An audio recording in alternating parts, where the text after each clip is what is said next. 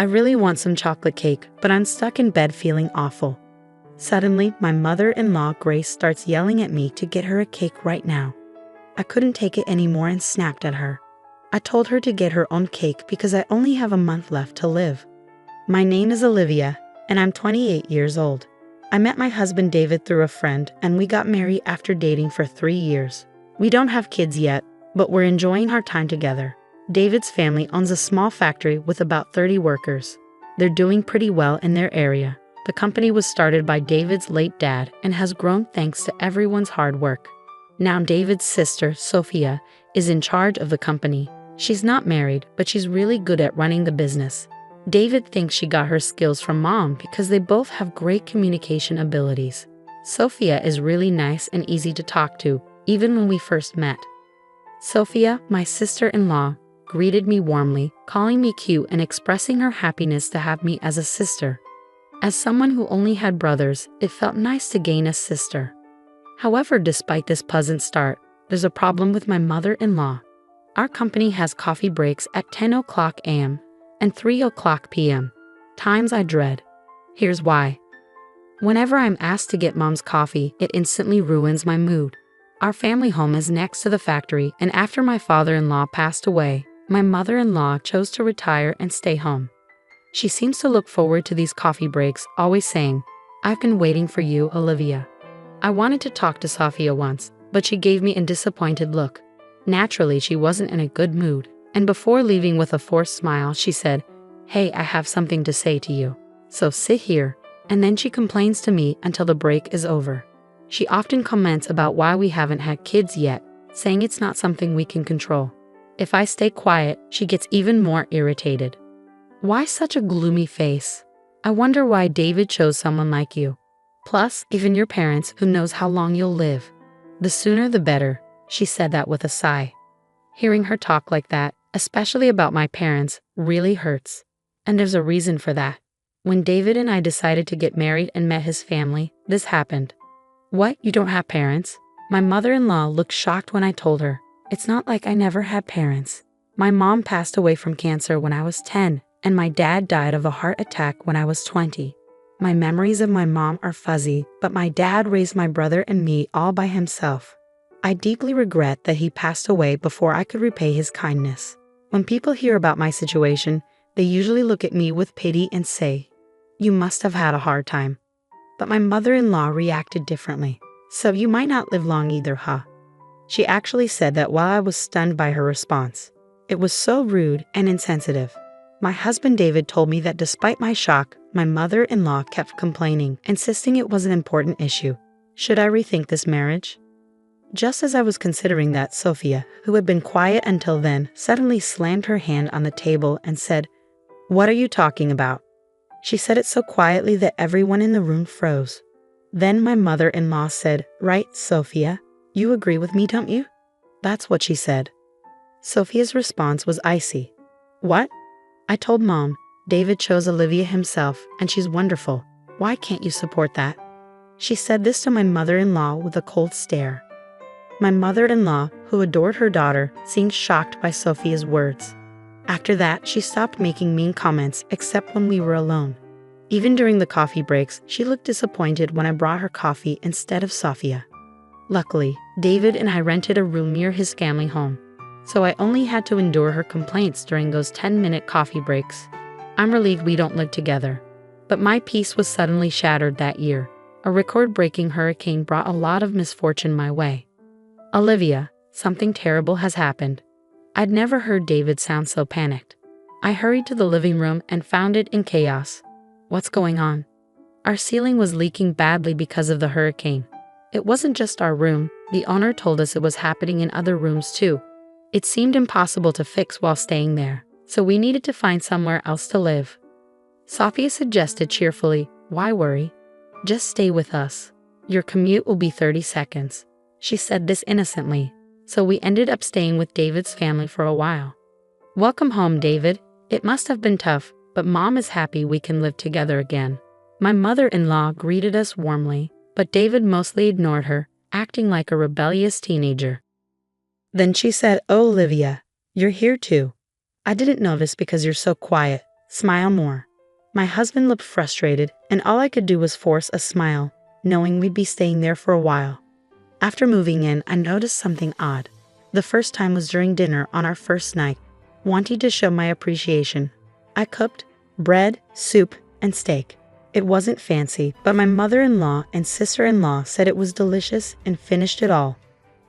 I felt genuinely relieved. After a while, my mother-in-law suddenly stood up and brought a container from the fridge, humming a tune. She opened it and piled a ton of its contents onto her steak. Mom, you're still eating that stuff." My husband, sitting next to me, looked disgusted. Sophia, my sister-in-law, rolled her eyes and said she won't stop no matter how many times I tell her. "I've given up." Then she burst into laughter. At first, I couldn't tell what was on top of the steak, but upon closer inspection, I realized it was jam. While it's not uncommon to have sweet sauces on meat, adding jam to a seasoned steak seemed bizarre. When you eat something salty, you crave something sweet, right? "That's why," she said, looking quite pleased with herself. Honestly, it gave me heartburn just watching her. For the record, I'm not a fan of sweet sauces on meat. "Come on, Olivia, why don't you try it? It's delicious," my mother-in-law said, turning to me. For the first time, I didn't want to eat it, but I forced a smile. Apparently, that wasn't the reaction she was hoping for. "I'm recommending it for a reason. You might live longer if you follow my example." With that parting shot, she retreated to her room, leaving me speechless. My husband and sister-in-law apologized, saying, sorry, Mom's at it again with her nonsense." Apparently, my mother-in-law has a serious sweet tooth and doesn't feel her day is complete without eating cake. Surprisingly, her annual health checkups always come back normal. Come to think of it, she's always eating cake during our 3:00 p.m. coffee breaks.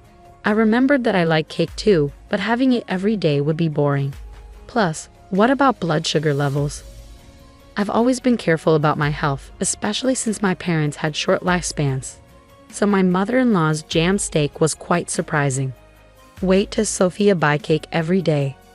Caught off guard, Sophia admitted, "Yeah, she makes me go buy it. She says it's embarrassing for her to do it herself." "Thanks to that, I've become good friends with all the local cake shops," Sophia said, laughing. My husband, David, chimed in, "Sophia, this isn't a laughing matter. Mom's getting older. She needs to start caring about her health. I've always left it to Sophia to deal with Mom, and I feel bad about it." With that, he looked frustrated. "Well, I think you guys will have to help out more from now on," Sophia said cheerfully, and I prepared myself for more interactions with my mother-in-law. Living with my in-laws made my commute much shorter, so I took the lead in doing household chores before and after work. I tried to talk to my mother-in-law, but she often ignored me or gave me the cold shoulder. Despite that, she never missed a chance to complain about the kids during our coffee breaks. Since moving here, I've been having more rough days. It's probably the stress. My mood was low and my husband noticed. He offered several times to go to the doctor with me. "Let's move out and stay at a hotel for a while," he suggested, but I turned it down because it felt like a waste of money, and the nearest hotel was still a bit far. Then the worst news came, a week-long business trip. I was stunned when my husband told me.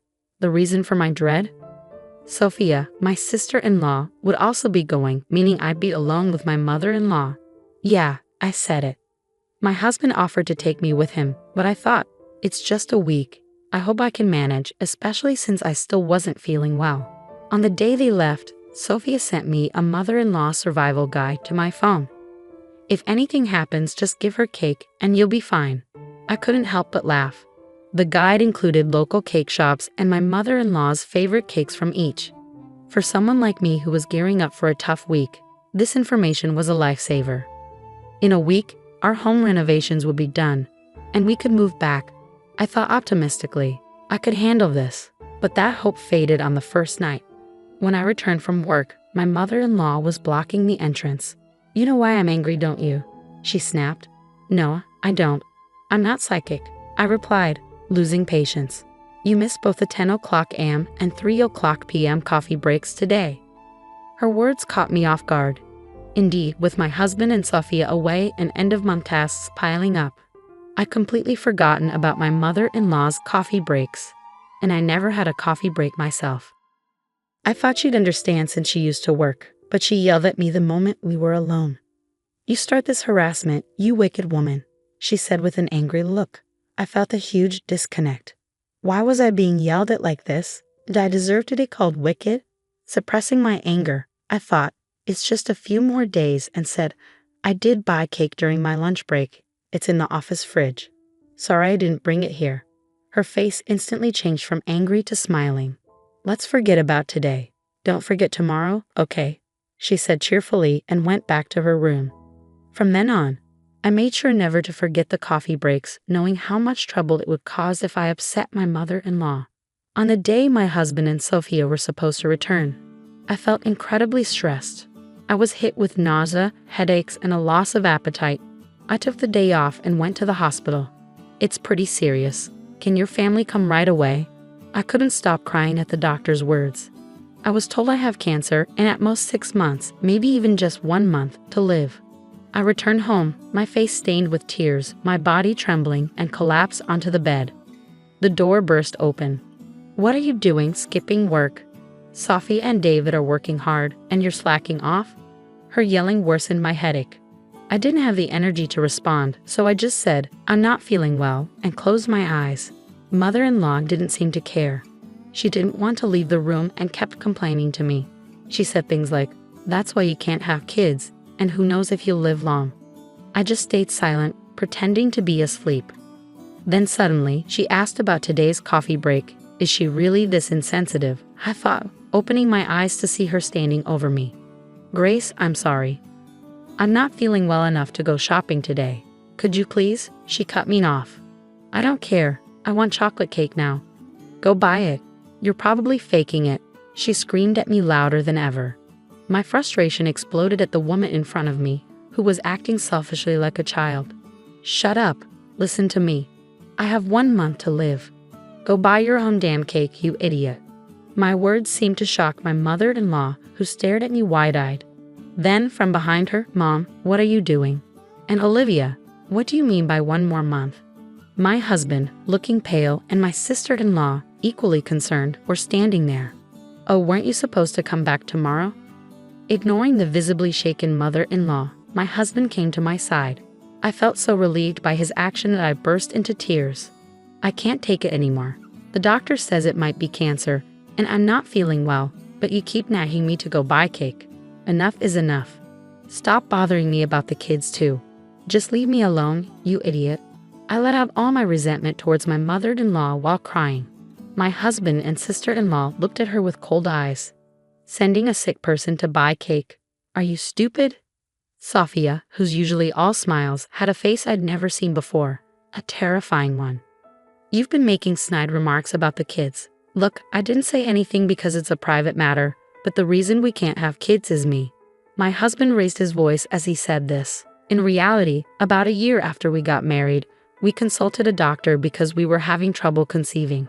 The test showed that I was fine, but my husband's numbers were low. He felt really down about it and kept apologizing to me with a sad face. I didn't want to make him feel that way, so I avoided talking about kids as much as possible. I did want children, but I thought life with just my husband was enough. I never considered leaving him because we couldn't have kids. I didn't tell my mother-in-law because I knew she'd start nagging. She listened to my husband's words with a face like her soul had been sucked out. Just then, my cell phone rang. The caller ID showed it was the hospital. "Hello, yes, right now. My husband just got home." "Okay, understood." The doctor who had called earlier sounded urgent, asking us to come right away. Am I really that sick? I started to cry from the anxiety. "It's okay, Olivia. Can you stand?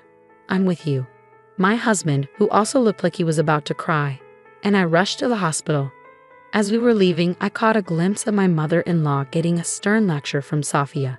When we arrived at the hospital, we were immediately ushered into a room where the doctor and even the hospital director were waiting to offer us a deep apology. It was a misdiagnosis. According to the doctor, they had mixed up my medical records with another patient who had the same name and birth date as me. I couldn't believe such a thing could happen, but the doctor did look extremely worn out. This incident was later covered in a local news segment, and the hospital vowed to review its working conditions. We were then referred to another hospital. When we returned to my in-laws' house, My mother-in-law seemed to have been scolded by Sophia and was shrinking in her seat. Sophia later told me she was worried that her newlywed son might lose his wife and be heartbroken. It might be love turned inside out, but it was a real hassle seeing our tear-streaked faces. Even my mother-in-law broke down. Did I really do something that bad? She started crying.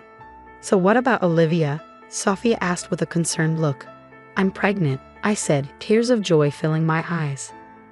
My husband was also shedding tears of happiness beside me. We immediately went to the maternity hospital as advised. It's still early, but yes, you're pregnant. We can confirm the heartbeat. Hearing that, we both burst into tears, even though we were in a hospital. Sophia also cried, saying, I'm so glad, so very glad. As for what happened next, Sophia got engaged to her long-term boyfriend and moved to another state with him after quitting her job. We had heard about this beforehand, so it wasn't a surprise. My husband, who was taking over as the new CEO, seemed to have his hands full with client visits. The business trip, by the way, was for that reason. He told me later that he was able to come home a day early because it ended sooner than expected. Mother-in-law seemed to know nothing about it. What? Getting married, quitting her job, and moving to another state. She was shocked. Sophia told her, yeah, I told you. Remember? Well, it doesn't matter. It's settled. Mother-in-law was in a daze, and we all laughed. We returned home to find our leaky roof repaired and our room looking brand new. We cheered in delight. Things remained awkward with mother-in-law. My husband was angrier than I was and said he never wanted to see her again. But mother-in-law started showing up occasionally during our coffee breaks, holding not cake but small snacks like biscuits. She had stopped the daily cakes and jam steaks, apparently trying to be more health conscious now that she knew a grandchild was on the way. Employees who had worked there since my father-in-law was CEO seemed happy to see mother-in-law. So I realized she wasn't inherently a bad person. Our conversations gradually increased and she stopped complaining. When our daughter Emma was born, mother-in-law transformed. She started doing things like buying diapers and leaving side dishes for dinner, saying, feel free to eat. You're always working so hard. Even when she knew I was home, she'd send a message and leave without ringing the doorbell. The side dishes were in a cooler, and I appreciated her thoughtfulness. I felt I could get along with this version of mother-in-law. What really convinced me was when Emma was born. Mother-in-law took my hand and said, thank you, Olivia. Really, thank you. Seeing her tears, I knew she was sincere. Sophia also seems to be doing well and recently announced her pregnancy. It seems like it won't be long before we all gather at the in-laws' house for a friendly meal.